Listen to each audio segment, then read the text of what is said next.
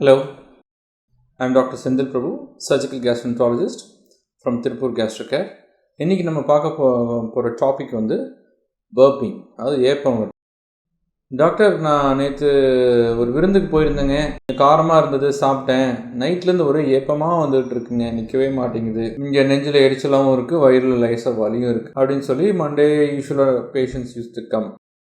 சரிங்களா, இதுதான் ஏப்பம், பெல்ச்சிங் ஏப்பம்னு சொல்கிறது. இது யாருக்கு வருது, ஏன் வருது, எதனால் வருது, இது எப்படி நம்ம தவிர்க்க முடியும், எப்படி சரி செய்ய முடியும், அதை பற்றின ஒரு காணொளி தான் இது. ஸோ ஏப்பம்னா என்ன? ஃபஸ்ட்டு, ஏப்பம் அப்படிங்கிறது, பர்ப் அப்படிங்கிறது காற்று இரைப்பையில் இருந்தோ இல்லை உணவு குழாயில் இருந்தோ மேலே வர்றது. அந்த காற்று எப்படி உள்ளே போகுது அப்படின்னு பார்த்துட்டிங்கன்னா, சாப்பிட்றப்போ முழுங்குற காற்று வயிற்றுக்கு போயிட்டு மேலே வர்றது தான் ஏப்பம். அதை ப்ரெஸ் பண்ணி, வயிறில் இருக்கிற தசைகளை ப்ரெஸ் பண்ணி, இரைப்பையை ப்ரெஸ் பண்ணி உள்ளே இருக்கிற காற்று வெளியில் வர வைக்கிறது தான் ஏப்பமாக வருது வெளியில். இதான் ஏப்பம்னு சொல்கிறோம். இதில் இன்னொன்று சாப்பிட்றப்போ இல்லாமல் ஏப்பம் வரலாம்.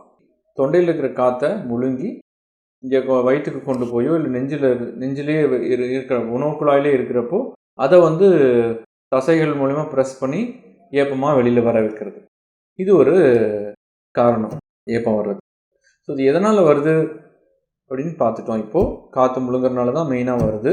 ஸோ ப்ளஸ் இதுக்கான காரணங்கள் அப்படின்னு பார்த்துட்டிங்கன்னா, ஸ்பைசியாக சாப்பிட்றது, ஆல்கஹால் எடுத்துக்கிறது, எல்லாம் எடுக்கிறப்போ இந்த ரிஃப்ளெக்ஸ் பிரச்சனைகளோட சேர்ந்து வரலாம். ஏப்பம் அப்படிங்கிறது ரிஃப்ளெக்ஸ், இந்த கேஸ்ட்ரோஎசோஃபேஜியல் ரிஃப்ளெக்ஸ் டிசீஸ் இருக்கிறவங்களுக்கு இந்த ஏப்ப பிரச்சனைகள் அதிகமாக வரலாம். இந்த ரிஃப்ளெக்ஸ் இருக்கிறவங்க ஏப்பத்தோடு சேர்ந்து வயிற்றில் இருக்கிறது கொஞ்சம் எதுக்கழிச்சிட்டு மேலே வரலாம். ஸோ சாப்பிட்டது எதுக்கழிச்சிட்டு மேலே வரலாம். சில பேர்த்துக்கு சாப்பிட்டதுக்கப்புறம் 5 hours கழிச்சு கூட ஏப்பம் வந்துட்டு இருக்கும். அதில் இரைப்பையில் இருக்கிறது வரலாம். ப்ளஸ் ஒரு சிலருக்கு இரைப்பை ஏப்பத்தோடு சேர்ந்து விக்கலும் சேர்ந்து வரலாம். ஸோ இதெல்லாம் ஏப்பம் தனிப்பட்ட பிரச்சனையாக இல்லாமல் சில பிரச்சனைகளோட சேர்ந்து வர்றது. அது எதுக்கழிச்சு வர பிரச்சனைகள் ப்ளஸ் இரைப்பை தொந்தரவுகளோட சேர்ந்து இந்த மாதிரி ஏப்பம் வரலாம்.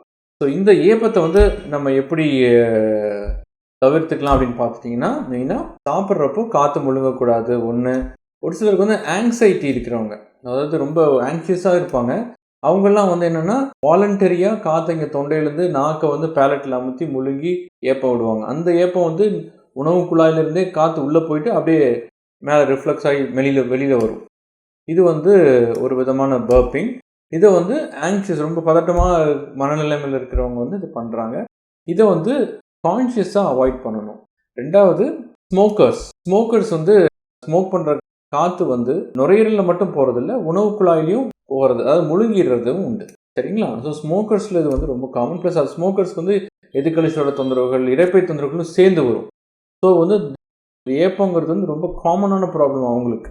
பல் செட்டு, டென்ச்சர்ஸ் அது ரொம்ப இம்ப்ராப்பராக ஃபிட்டாக இருக்கிறப்போ அது சூயிங்கில் அப்னார்மாலிட்டிஸ் ஏற்பட்டு அவங்க காற்றை சேர்த்து முழுங்கிடுவாங்க. ஸோ இந்த பிரச்சனைகள் ஏற்படலாம். வேறு என்னென்னு பார்த்துட்டிங்கன்னா, சூயிங்கம்ஸ். சில பேருக்கு சூயிங்கம் சூ பண்ணுற ஹேபிட்ஸ் இருக்கும். சூயிங்கம் சூ பண்ணுறப்போ வெறும் வாயை மென்னுட்டே இருக்கிறப்போ சலகாவோடு சேர்ந்து காற்றையும் முழுங்கிடுவாங்க. ஸோ அவங்களுக்கு ஏப்பம் தொந்தரவுகள் அதிகமாக இருக்கலாம். சரிங்களா? இதை குறைக்கிறதுக்கு இன்னும் என்ன பண்ணணும்னா, ஷார்ட் வாக். சாப்பிட்டதுக்கப்புறம் ஒரு ஷார்ட் வாக், நான் சொல்கிறேன் முக்கியமாக தெளிவாக கேட்கணும். நீங்கள் ஷார்ட் வாக், எக்ஸசைஸ் எல்லாம் சாப்பிட்டது உடனே பண்ணக்கூடாது, லாங் வாக்ஸ் அதெல்லாம் பண்ணக்கூடாது. ஒரு ஷார்ட் வாக், வீட்டுக்குள்ளேயே சும்மா அப்படி கொஞ்சம் நடக்கலாம். நடக்கிறப்போ மேலே இருக்கிற காற்றெல்லாம் என்ஸ்டு மேலே ஏறிட்டு சாப்பிட்ட உடனே முழுங்கின காற்று வெளியில் வந்துடுச்சு அப்படின்னா அது ஏப்பமாக வெளியில் வந்துடுச்சுன்னா அதுக்கு ஒரு ரிலீஃபாக இருக்கும். ப்ளஸ் அது அப்படி நடக்கிறப்போ காற்று கீழே சிறுகுடலில் தாண்டி போகிறதுக்கு ஹெல்ப் பண்ணுது அப்படின்னு சொல்லிட்டு ஆராய்ச்சி கண்டுபிடிச்சிருக்காங்க. ஏப்பம் தொந்தரவு இருக்கவங்களுக்கு மாதிரியான மெத்தட்ஸே போதுமா அப்படின்னா அப்படி கிடையாது. எல்லா ஏப்ப தொந்தரவுகளும் இப்படி கேஷுவலாக நம்ம ட்ரீட் பண்ண முடியாது. ஒரு சில பிரச்சனைகள் ஃபோக்கஸ்டாக பார்க்க வேண்டியது இருக்கும். எப்போ அப்படின்னு பார்த்துட்டிங்கன்னா, இந்த ஏப்பங்கிறது ரொம்ப நாள் இருந்தாலோ இல்லை இந்த ஏப்பத்தோடு சேர்ந்து உணவு உட்கொள்ளும் பொழுது ஒரு அழுத்தமோ ஒரு சிரமமோ ஏற்பட்டாலோ, நெஞ்செரிச்சல் இருந்தாலோ, அது இல்லைன்னா ஒரு சிலருக்கு வாந்தியோடு சேர்ந்து வந்தாலோ, வாந்தியில் சில சமயம் புளிச்ச ஏப்ப மாதிரி ஒரு கண்டென்ட்ஸ் வரலாம், பச்சை கலரில் கண்டென்ட்ஸ் வரலாம், இல்லை ரத்த வாந்தி ஏற்படலாம், ரத்தமோடு சேர்ந்து வரலாம். ஒரு சிலருக்கு ஏப்பத்தோட விக்கலும் சேர்ந்து இருக்கும். அப்புறம் ஒரு சிலருக்கு வயிற்றில் வலி ஏற்படலாம். கொஞ்சம் சாப்பிட்டாலே சடனாக ஃபுல்லாயிரும் வயிறு. அப்புறம் எடை குறைதல், அவங்க எந்த முயற்சியுமே எடுக்காமல் அவங்களுடைய எடை குறைஞ்சிக்கிட்டே போயிட்டு அப்படின்னா மருத்துவரை நீங்கள் அருகில் இருக்கிற மருத்துவரை நீங்கள் பார்க்கணும். சில பேருக்கு இந்த மாதிரி தொந்தரவுகள் இருக்கவங்களுக்கு பெரும்பாலும் ஒரு எண்டோஸ்கோபி பண்ணி இரைப்பையிலையோ உணவு குழாயிலோ இருக்கிற தொந்தரவுகள் நம்ம கண்டுபிடிச்சோம்னா சரி பண்ணிடலாம். சரிங்களா?